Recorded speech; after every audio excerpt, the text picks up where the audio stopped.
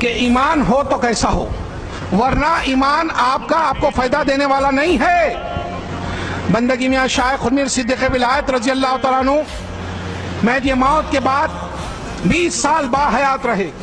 20 سال کے عرصے میں لاکھوں لوگوں کو آپ مہدوی بنائے، مہدویت کی تعلیم دیے، دائرے مہدویہ میں بلا لیے، لوگوں کو دوزخ سے نکال کر جنت کی طرف لائے، اندھیروں سے نکال کر اجالے کی طرف لائے، برائی سے بچا کر اچھائی کی طرف لائے، دنیا کی محبت سے نکال کر حقیقی خدا کے عشق کی طرف لائے۔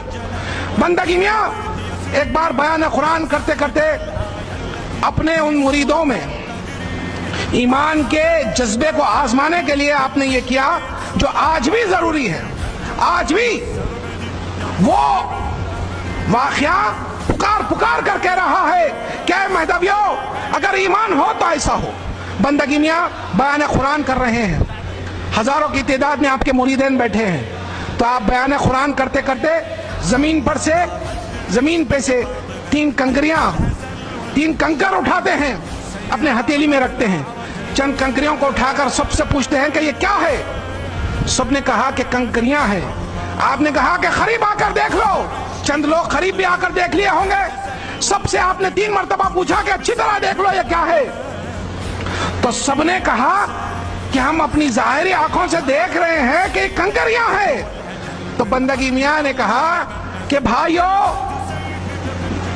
میرے آقا مہدی موعود علیہ السلام نے اس کو کنکر نہیں بلکہ جوہر کہا ہے۔ تو سب نے ایک آواز ہو کر کہا کہ ہماری آنکھوں کا قصور ہو سکتا ہے مگر فرمان مہدی غلط نہیں ہو سکتا۔ تو ایسا ایمان آج ہونا ہے۔ کوئی ایک غیر اٹھا آ کے ہماری کتاب کھول کے ہم کو بتا رہا ہے دیکھو بھائی یہ کیسا ہو سکتا، تو آپ کا ایمان اتنا کمزور ہو گیا کہ آپ کہہ رہے ہو بھائی یہ کیسا ہو گیا کہ ہماری قوم میں ایسا ویسا، چلیے وہ بھی راستے سے ہٹ گئے۔